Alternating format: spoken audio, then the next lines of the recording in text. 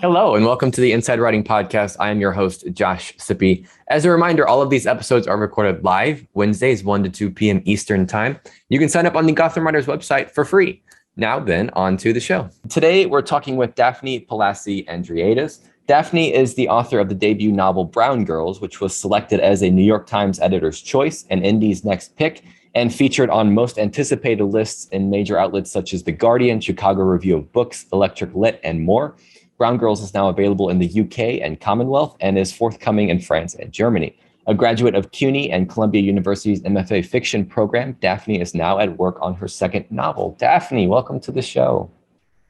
Hi, thank you so much, Josh, for inviting me. And thank you so much to everyone for coming today. This is really cool. Absolutely. So, Daphne, we're going to start, since the theme of the season is breaking in, asking you where you felt like your breaking in point was as a writer. You know, you've got a bunch of short pieces out there. You've got your debut book now out. Was there a moment where you felt like you were really here?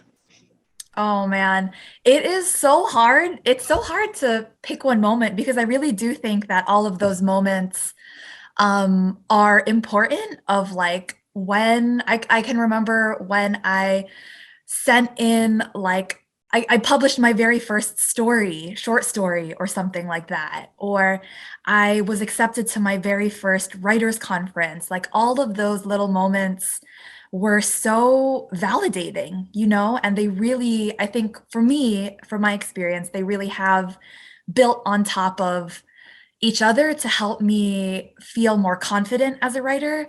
But I think like looking back, looking back on recent years, I think for me, a moment that really stands out as in terms of like breaking in was for me, I graduated from my MFA program at Columbia here in New York in 2019. And that was right before the pandemic hit. I was working 2 or 3 different jobs at the time. I was teaching, I was bartending, I was writing copy, but it wasn't an easy life, but I remember distinctly making that choice to like take jobs that would help me carve out time for my writing and space for my writing. So I could teach in the afternoon, I could bartend in the afternoon, and have just really have that time in the morning to write and carve my life around that. And I think for me to make that decision was really huge. It just allowed me that time to write and really, really take my art seriously, I think, in a way that was like outside of academia, but like really shaping my life around my writing. So for me, that was huge. Mm-hmm. And how long had that been a priority for you? Was that a recent thing where you're like, I really need to start making more time for it, or had you been doing that for a while? Yeah, I went to this creative writing program, so it definitely felt like being in that program was a space, like a choice to immerse myself in writing and in craft and in literature for 2 or 3 years. So I think I was making those choices to carve my life around the writing. But it just felt so different to me, I think, leaving the structures of academia. But yeah, and then like making financial decisions around it. It was just a whole other level, I felt. Mm-hmm. So you brought up the MFA a couple of times. So I want to start Yes. there with your journey. So, this is such a big debate in the writing community of MFA or Yeah, no MFA. right. Where were you as a writer when you decided that it was time to go for your MFA? I was technically only 1 year out of school, but I was working full time in my senior year of college. I was already teaching then and going to class in the evening. And so I taught full time then, I taught full time after. At one point, I found myself, I was teaching ESL abroad in Asia. And I thought, wow, this is a dream come true. Like I'm here in Asia. It's beautiful. Like the food is great. I've studied, I did this course to like teach English abroad. And I was like, okay, cool. I'm making some money. But then I thought, like, do I really want to be teaching grammar for the foreseeable future? And if there was something I could do tomorrow, like what would it be? And so for me, I thought back to some really incredible creative writing classes I had as an undergrad. And I thought, like I said, if I could immerse myself, if I could spend my time just immersed in fiction and short stories and being with like-minded people, that would be incredible. And really, that's how I would want to spend my time. So I moved back to New York, which is where I grew up. I'm from Queens.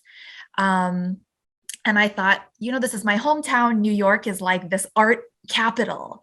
Like, wouldn't it be so cool to be in this art capital of books and publishing, and also just fully just take those classes and be exposed to books and writers I might not have normally been introduced to.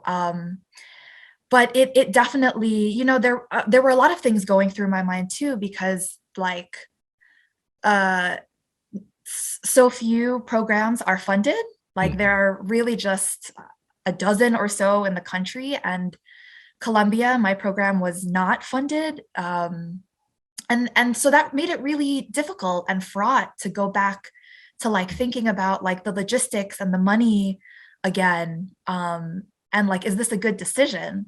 But yeah, so that's kind of why I decided to go back.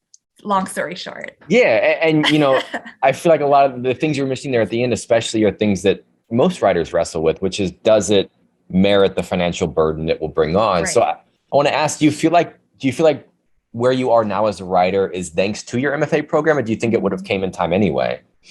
Oh man.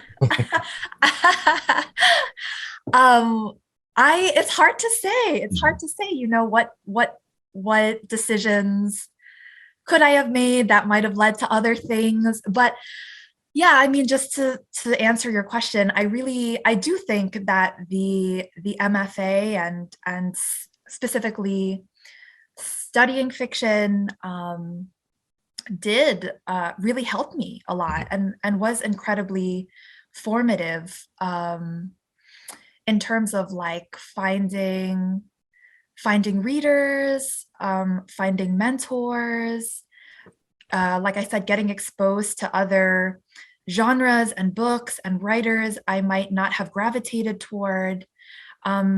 And I will be honest, and I will say that the financial decision for me was really, really difficult, and was something I wrestled with. I thought that after I finished the first year, I would essentially take a leave of absence, and work and save up more and come back and do the degree.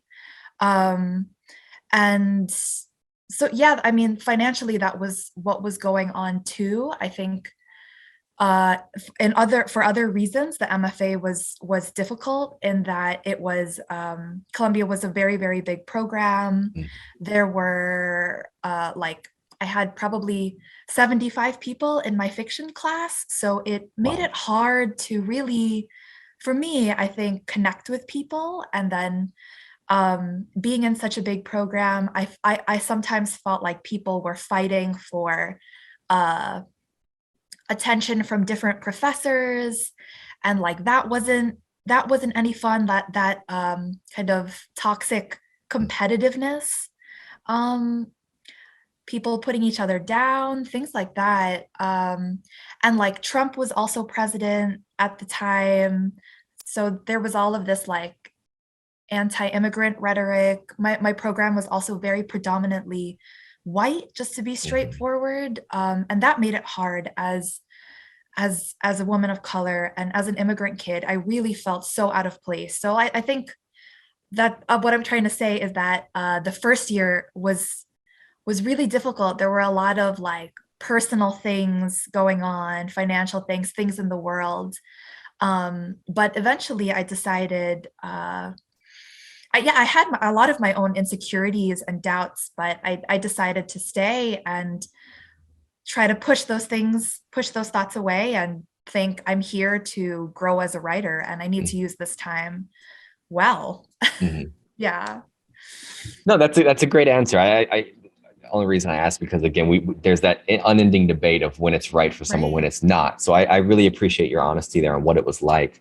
I want to bounce over to talking about your book now, which is out. Congratulations. Thank you. So I'm curious, you published a short story with the Kenyon Review under the same name. Is that where the book came from? So at that time, I had already had a couple of pages of I had never written a novel before, but I had this project that I titled Brown Girls that I started in 2017. I was a second year grad student, and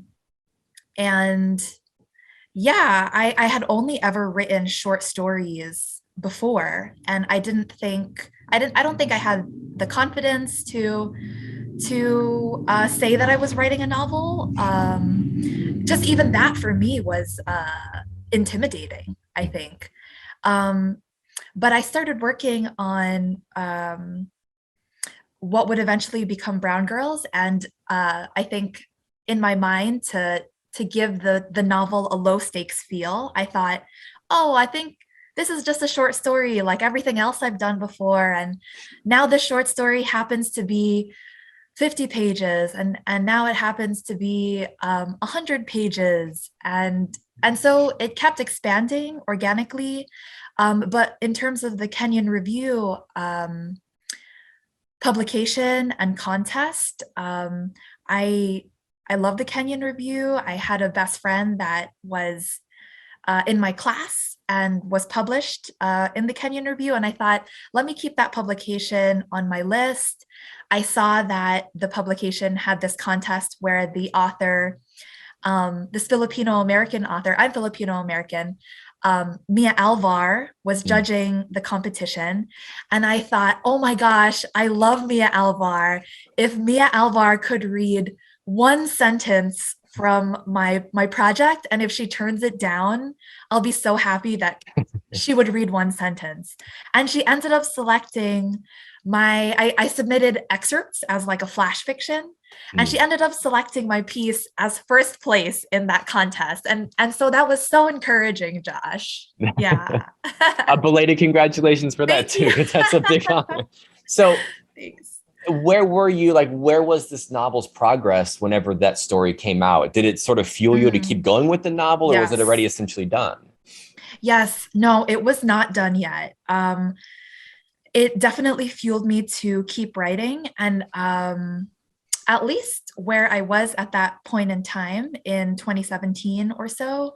And then when I graduated afterwards, I'm really the kind of writer that likes to bounce back and forth between different projects. So if I get stuck or bored or frustrated by one project, I'll bounce over to a short story or an essay, or if I'm tired of my own work, I'll offer to read friends' manuscripts.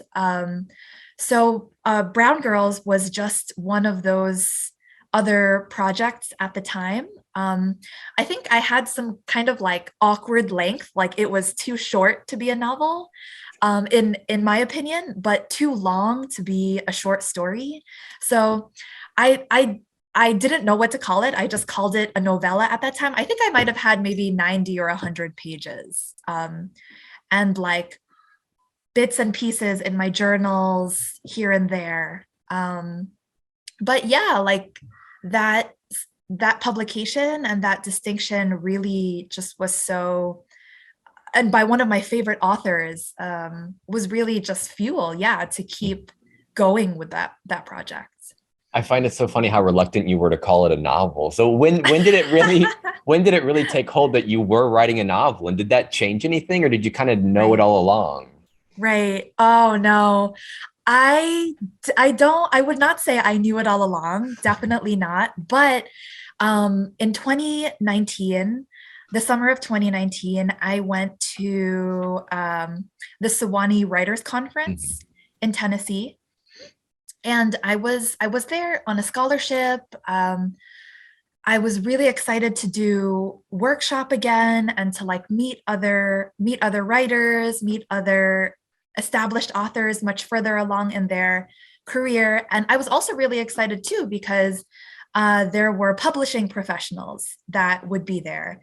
And one, I wasn't agented at the time.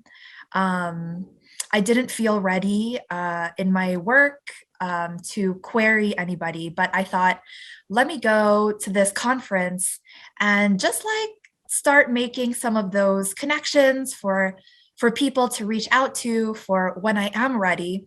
And I particularly wanted to go to Sewanee because of one agent who is my now agent, Jin Ah, at the Wiley Oh. Agency.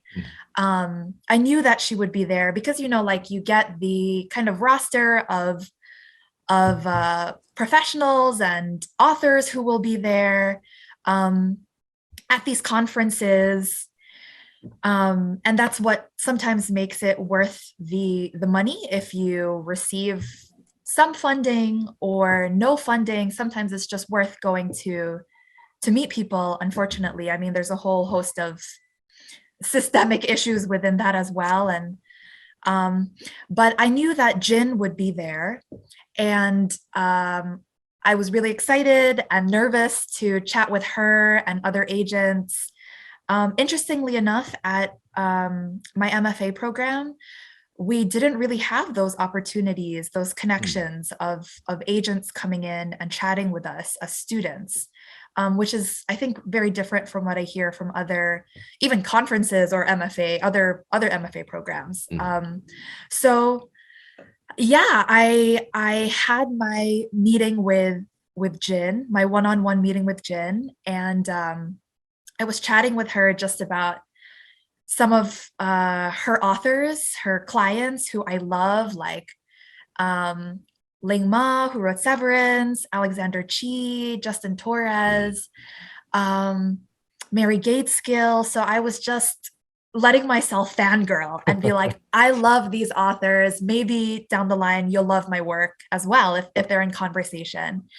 And then she said, well, what are you working on? I said, well, I have some short stories and I have a novella. And Josh, she said, never oh no, I know we're being recorded, but I'll be very, very honest. And she said, never tell an agent you're working on a novella because they won't know what to do with that.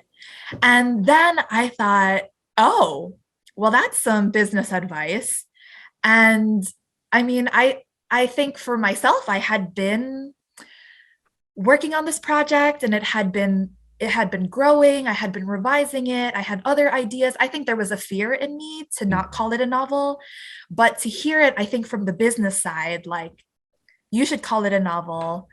Um, this is what professionals will how professionals will interpret you calling it a novel versus a novella. This is how you present yourself and pitch your work. I think that helped me I kind of grow into those shoes, I guess. Yeah.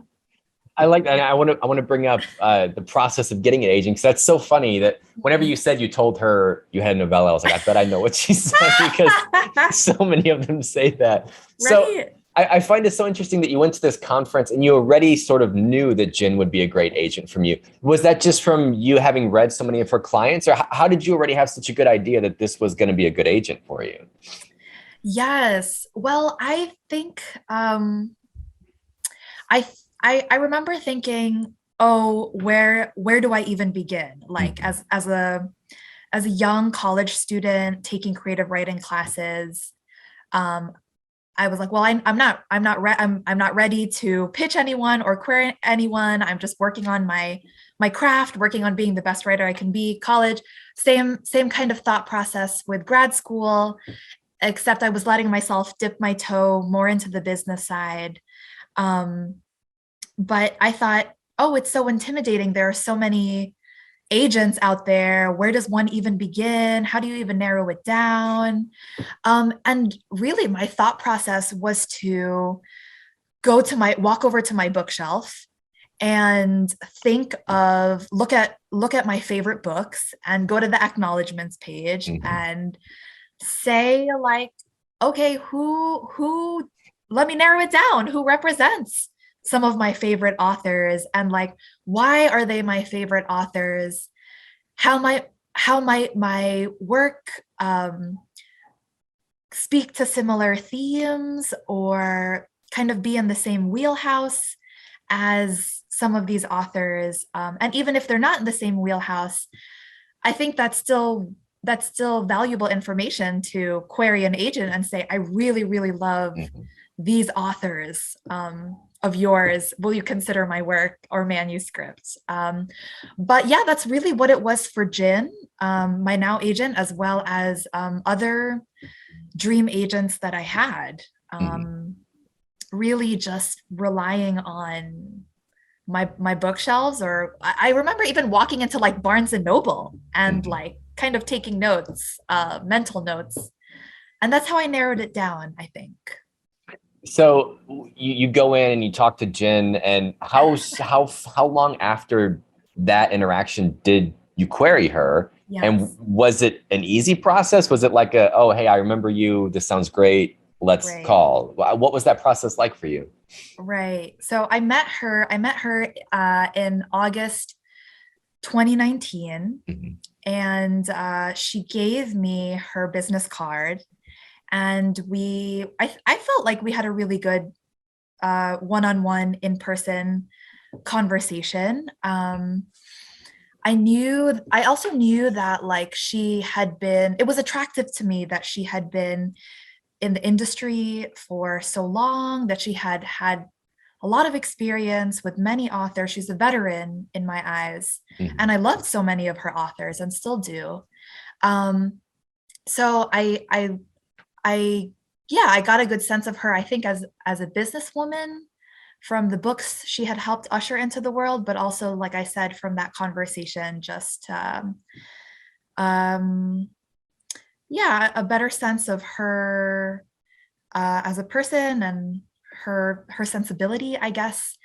So that was 2019, and I was still, like I said, I was still teaching. I was still bartending on the Lower East Side, still freelancing and writing articles and book reviews from time to time. But that was another experience where I was like, I met this like dream agent whose authors I've been reading since I was a teenager. I gotta work really, really hard, on my own manuscript. So that was really, really motivating for me. So I was working, and then in March 2020, of course, the world shut down essentially. And I was furloughed from my jobs. And I have a partner, so thankfully he was working as well. We were okay. We had savings and things like that. But it really was a scary time. I know it's not just me. It's like for so many people. I know we're coming out of the pandemic, but I mentioned this time because it was so difficult. Like it was so hard. And for me, turning to my writing was really a lifesaver. Just turning to my art to, I think, bringing all of those thoughts and feelings and emotions into my work. I was working on Brown Girls at the time. And again, I just thought if I unfortunately die tomorrow because of this, it's so morbid, because of this global plague, like I really, like, if there's one thing I could do today, it would be to write my heart out for this book and finish this book, because it wasn't finished yet. I was dragging my feet on finishing it. And so I yeah, it was a coping mechanism in some senses of like this, I'm doing this for my sanity, like I'm doing this for my mental health. My mom and my brother are both healthcare workers. They're both nurses. So I think that made the time particularly fraught. I was so worried for them. But I wrote every single day. I wrote like a maniac to tune out everything. Um, and then I ended up finishing a draft of Brown Girls, a full draft of of Brown Girls in June 2020. Just as the Black Lives Matter movement was kind of happening.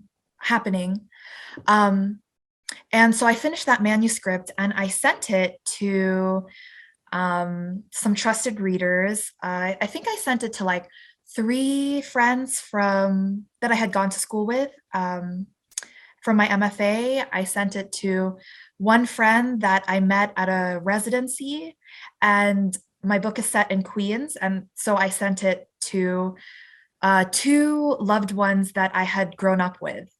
And so I asked them, I know a lot is going on, but would you be able to give me feedback like in the next month or to 6 weeks? And they were all very, very generous, and they gave me feedback within that time frame. And so I revised basically through mid-July. And then I thought, okay, I think that this draft is the best that it could possibly be. Like I've done the revisions. I've thought about it for a long time. I've showed it to readers. I've shown it to workshops, rinse and repeat, rinse and repeat. And I think all those steps were so important for me to really, I think writing can feel so amorphous, but those steps were very, very concrete ways of feeling like I was progressing with my manuscript. And then so I ended up submitting to agents and querying agents at the end of July. Yeah, at the end of July of July 2020. And Jin was one of, I think, one of half a dozen or 8 agents that I queried at that time. And then I heard back from her within a week. So it was a very quick turnaround. Yeah. I was going to say that this all sounds like, I mean, writing and querying is such a long process. And it seems like this actually happens pretty quickly for you. I'm curious how, 2 times now, I feel like where you mentioned you went to the conference and when you mentioned you weren't ready to query her yet, it sounds like you have a very good sense of restraint that a lot of writers don't. Like I know a lot of writers who, as soon as they're done, they just query it. Boom, it's done. How did you hold yourself back? How did you know it's not ready yet? Oh, well, that's a really good question.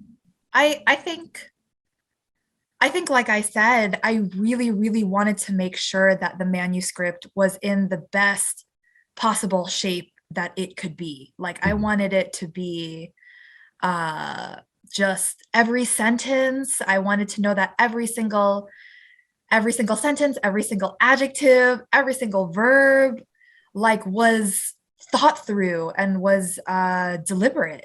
And that takes more than half a dozen drafts, frankly, and it takes more than one pair, the author's eyes on that manuscript. That was my experience for Brown Girls. I really needed many drafts, many revisions, many trusted readers. Like I didn't want to move forward without ensuring that I had done those things. And I think, I also had the sense that I wanted to be patient with myself and my work. And I had the sense that I didn't want to burn any bridges or make any bad first impressions. So I think that's why I spent so long and really just obsessed over what I could focus on, which was my sentences and my story and my characters, and have that speak for itself and not rush and like blunder into querying just to get to the next step. So no, that's great. And so you get your dream agent, which is awesome. And was the process of signing with the agent and then revising, was it everything you expected it to be? Were there any surprises in that process? Yes. So I had, I mean, I also want to be transparent and say that I queried, I think, 6 to 8 agents, and I think that, majority of them rejected the manuscripts, really, of that bunch. There were a few who couldn't really read within the time frame that I had hoped, and that was also coming back to them and saying, hey, I had interest from Jin and one other younger agent that hadn't been in the industry for as long. And so I was kind of thinking between like between the two of them, which of them would really would be right, I guess, for me and my career, and this particular project as well. And yeah, you asked the question about like the editorial and revision process alongside Jin. Something that I was like, oh, that's not what I expected, when I was essentially interviewing these agents that were interested, the 2 agents that were interested. I said, what is your editorial style? And Jin, I remember her specifically saying, like, I do not pretend to be an editor. Like, of course, I will give you feedback, but I'm not comfortable, like, essentially like line editing or saying, you should make this huge change to the ending or one character. And that surprised me because I thought, oh, my philosophy had always been the more eyes, the better, So to hear someone who I thought, okay, I'm going to be working with this person, hopefully not just on one, but many books, to hear them say, I'm not really, I'm an agent. Like, I don't pretend to be an editor. That was very surprising to me. But that's not to say, like, I sent her my manuscript and she and her assistant took a look at it. And we still revised together for about a month. She still had some notes. And I worked on those notes, went away for 2 weeks and came back. But yeah, so I think for Jin, she was really like, we didn't really have too extensive of a revision process. She emphasized like the urgency of a project, and its voice. So I said, okay, I trust your expertise. Gotcha. So I have so many more questions, but I want to get to the audience Q&A because we've got a few questions coming in here. So first question is, do you practice writing, example, writing exercises, or do you just try to write pieces and learn the craft through that? Ooh. My process is I personally like to write. I write based on my interests and my passions and my questions. The last piece that I worked on, that wasn't, okay, wait, I'm trying to think. I mean, I write based on, I don't try to force anything. It's very, very organic. I did a piece in May 2021 that was focused on like nurses and healthcare workers, and it was this. It's with the Asian American Writers Workshop. You can find it online. It's a hybrid piece, so I was really interested at the time in like playing with form and blurring genre. So I interviewed nurses for that piece. So there's a nonfiction component, but I really, really love the rhythm of poetry. So I was trying to think of how to combine those two and go from there. The last piece that I worked on, I was really, really thinking through the shooting, the subway shooting that happened in Sunset Park, which is my neighborhood. So I was writing from a place of, why is this happening? How do we process these things? And like I said, for me, writing has always been a way of thinking through what is going on in the world and the various complex and contradictory thoughts that I have, I think. But I keep a journal. I like keeping a journal. I can only speak for myself. I like keeping a journal because it's a way of, for me, I think, recording just observations of a funny thing somebody said, or a strange image I can't like let go of, or a dream I had. So I don't know, like I love writing prompts, don't get me wrong, I really do. But there's something to be said for going with your interests and your passions and your questions as well. But you know, I did go to this academic program for writing. We had a ton of great prompts and exercises to help us think about the many ways one could think about plot, about character, about setting. So I don't want to downplay that either. Next question. You mentioned you bounce between projects. How do you know when you need to stick one out to get to the finish line versus letting yourself bounce to another project? Oh man, that's hard. That's a hard question.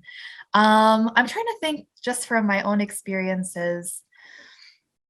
For what would eventually become my novel, my debut novel, Brown Girls, at that point, I had been working on the project on and off for 3.5 years. And going through those steps of doing one draft, doing another draft, getting readers' feedback, revising. So I don't know, I mentioned that earlier in the conversation, but like really, really taking those steps helps me move further in a draft. And you know, I feel like one can only do that. One can only go, you know, ask people to like really read their work, do really big major revisions. I can only do that for so long. I don't think I could do that for 10 years. I could see a world where I start something and get the feedback for the first few years and then put it away and come back to it.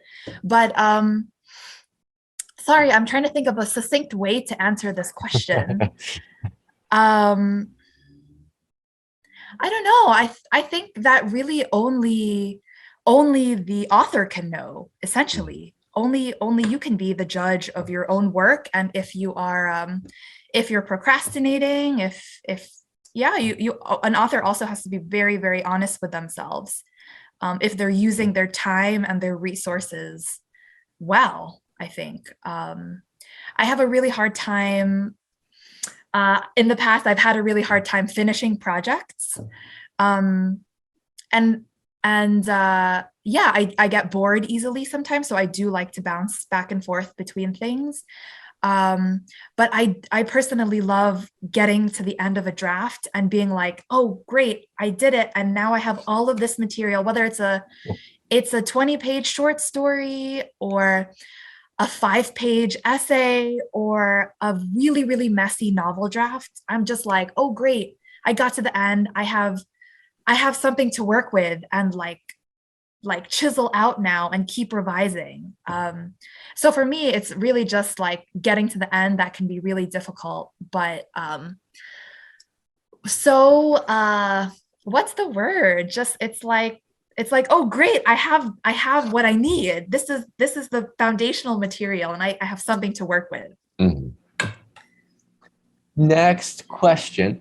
I think you'd mentioned in previous interviews that poetry really helped you as a writer. Yes. Could you say more about how poetry helped you in your journey as a poet/writer? Ooh, wow. I love that whoever asked this question. Thank you for asking this question and for reading my other interviews. I feel very self-conscious now. Um, but yes, I am a huge poetry fan. I actually studied poetry before coming to fiction.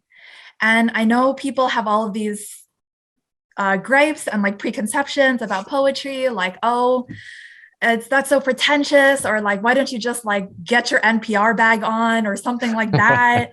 But I do love poetry. Like those were some of the first classes that I took, the first creative writing classes that I took. And I really think those lessons just impressed upon my mind, being the first creative writing classes that where I ever studied writing formally.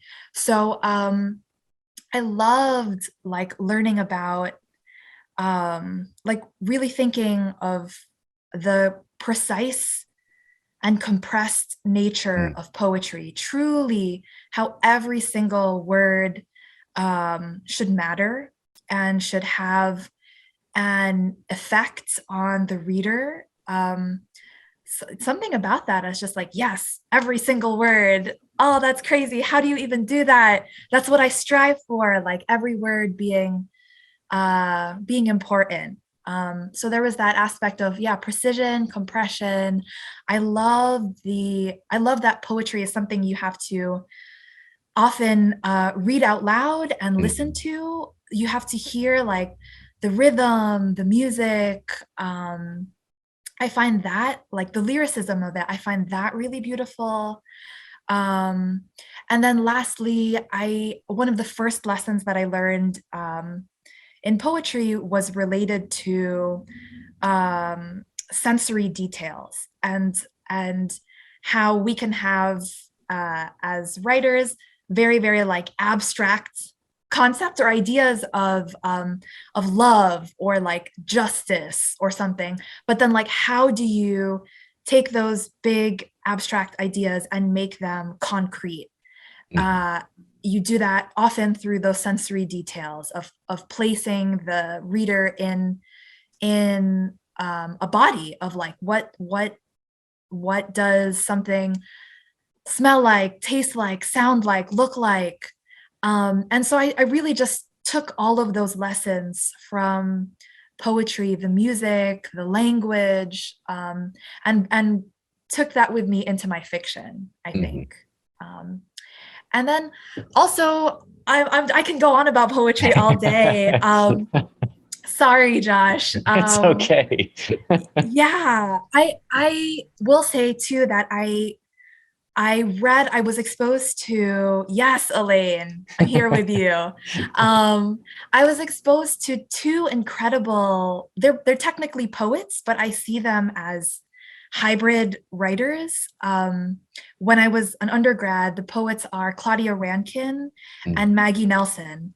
And the reason that I mentioned them being really hybrid rather than like limited to one genre of poetry or like fiction is that because in their work, they bring in, it was really formative for me to see a writer who was bringing in like, oh, they're bringing in philosophy and history and visual art and social media. And as a writer, it's so freeing that to me that you can bring in all of these disparate threads and fields and topics to like make something new and be innovative and not be limited to a genre.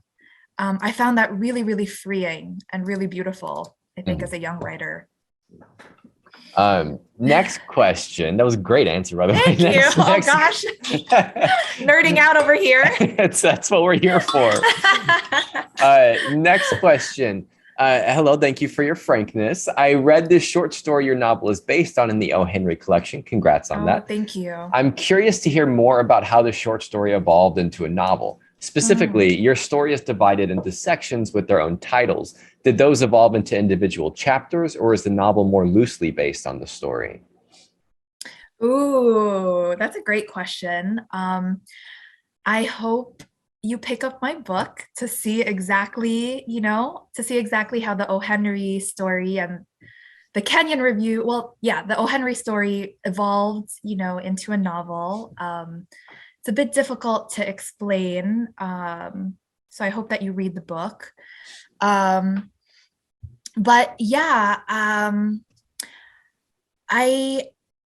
Writing Brown Girls, when it was going from, yes, Jasmine, okay, great. When it was kind of transforming and changing shape from short story to novella, weird little novella, to novel, really during each of those phases, I was just so focused. Like I'm not a writer who, at least for this project, I'm not a writer who likes to plot things out or plan. So I love writing as I go along, and I love the process of discovery. Because I think that, okay, if I've planned it, I don't know, it's just less fun for me, less of an adventure for me.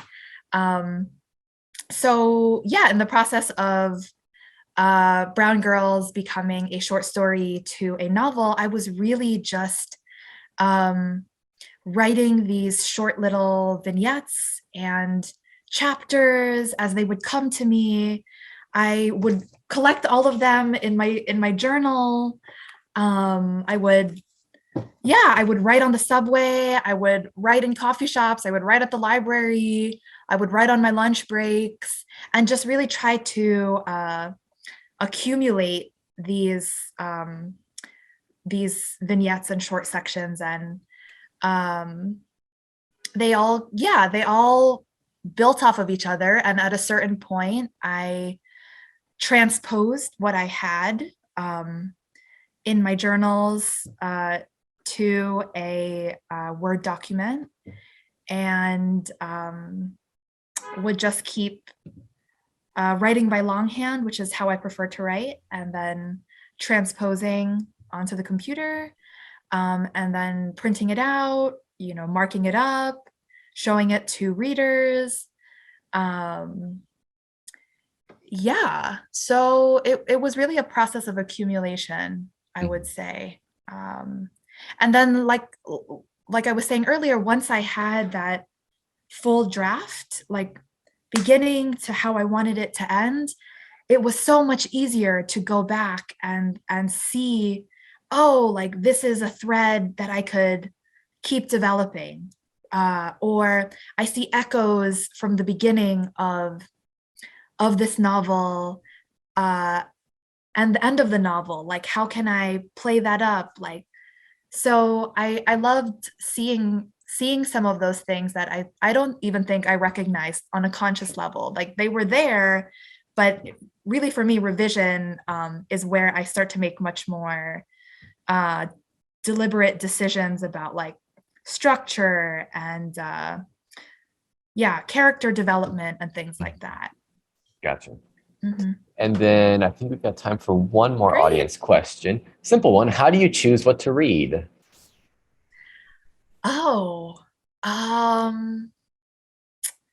It's so interesting now, I think, because I see reading as part of my job, as a writer and as an author. So sometimes I'm like, I'm tired, I'm too tired to read, or like I don't feel like reading, it feels like actual work. But it is a part of my job. So the second novel that I'm working on now, I'm still kind of trying to find my footing with it, but at the moment, I am reading books that like might be in conversation or might be thinking of similar themes that my current project wrestles with. So I've been reading like Sheila Heti and Rachel Cusk. So sometimes I like to read what aligns with what I'm working with and what might help me like think through some of these ideas a bit more, the ideas and the language. But I also recently I've been trying to read outside of my wheelhouse and not just be like, okay, just novels, just short stories, because it could get, I think that you limit yourself. So I've been reading some one-act plays and some screenplays. I would like to get back to some more poetry. So if people have poetry recommendations, please let me know. Josh, if you have poetry recommendations, let me know. Because poetry is always just for my soul. So yeah, I hope that answers the question. It does. It does. So then I just want to get our customary last two questions in here. The first one is, you've given us so much good advice so far, but if there was one piece of advice you could give to writers who want to break in, what is that piece of advice? Oh, wow. It's hard. It's hard to say one piece of advice, but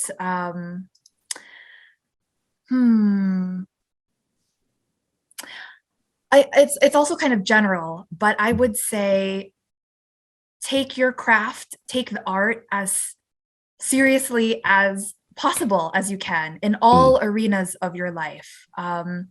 And really like, I can't overstate how important and how helpful it was for me to have a supportive community who was open to reading my work, to exchanging work, to just offering friendship and moral support, or friends who were going through the exact same process or a few steps ahead of me that I could ask questions. So like really, yeah, I really relied on those people in my life. Yeah, and they were the ones who also helped me take my work seriously as well. So yeah, don't seek out those people. Do not underestimate those people. Yeah. No, that's great. I love that advice. And you've got some poetry suggestions coming in through the chat here too. So be sure to check that out. And then last question, but certainly not least, obviously your new book is out, or Brown Girls came out. What else do you have to promote? Where can people find you? Are you on social media? All that good stuff. Ooh, yes, I am. I am on social media. I am on Twitter and Instagram. You can find me at Daphne Palasi A, Daphne Palasi. I also have, thank you. I will write that down. I also have a couple of book events lined up for this summer. If you're in New York City, I have one at the New York City Public Library. They're opening up like their rooftop section, rooftop terrace. So I'm going to be doing a reading there in July. Yeah, I have a book signing in Connecticut. If you're in Connecticut, stop by.